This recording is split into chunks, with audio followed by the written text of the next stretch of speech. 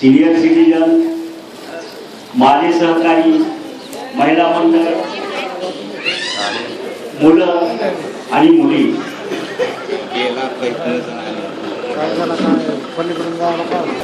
थोडा व्यत्यय आला मध्ये आघाडीच्या प्रोग्राम मध्ये थोडा व्यत्यय आला.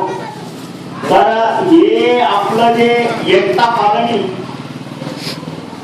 आणि नागराज किल्ले आणि गायकवाड नगर सर्वे नंबर 2 या ठिकाणी सर्वात महत्वाचं हे आपण काय झाली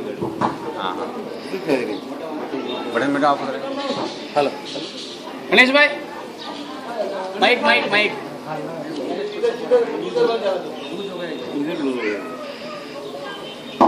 आणि हा झेंडावंदनाचा प्रोग्राम हे आपल्या एकता पालनीचं वैभव आहे. आपल्या एकता पालनीचा ओरिजिनल आझादीचा हा प्रोग्राम आहे. असा प्रोग्राम प्रत्येक कॉलनीमध्ये प्रत्येक हिंदुस्थानीच्या हृदयामध्ये असावा आणि तो आपल्या एकता पालनीमध्ये सेलिब्रेट होतो. हे लहान मुलांसाठी, त्या मुलींसाठी आणि सर्वांसाठी एक गौरवाचा विषय आहे. आझादी मिळून 68 वर्षे झालं, पण झेंडा कुठं वंदन होतंय किंवा झेंड्यासाठी काय करावं लागतंय हे जवळजवळ मला वाटतं 50% हिंदुस्थानीच्या मनात नाही आहे.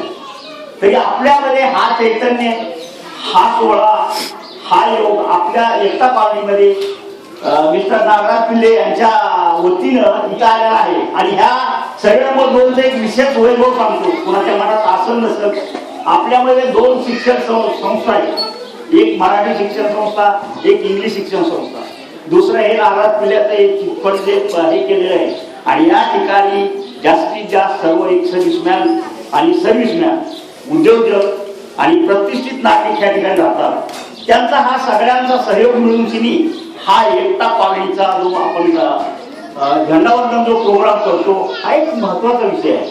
आणि सर्वांनी बाकी आपल्या पर्सनल व्यथा बाजूला ठेवून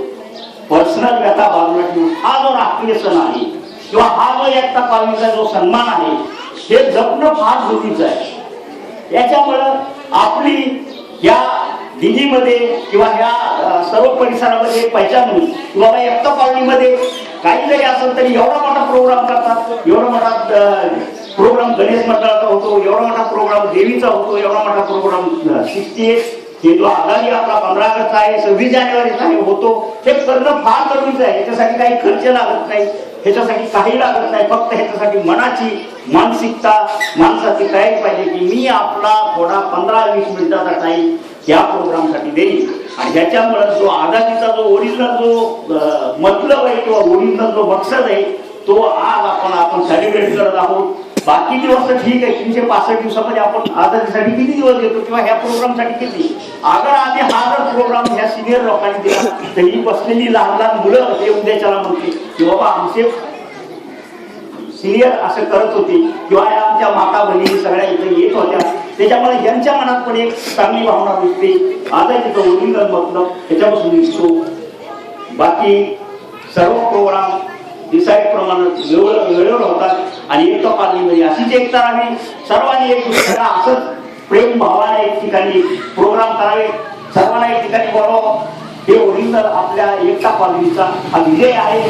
आणि हा 68वा जो आझादीचा प्रोग्राम आहे आज आपले देशाचे पंतप्रधान नरेंद्र मोदी यांनी जो सेलिब्रेट केला तो एक सकाळी ऐकण्यासारखा प्रोग्राम होता.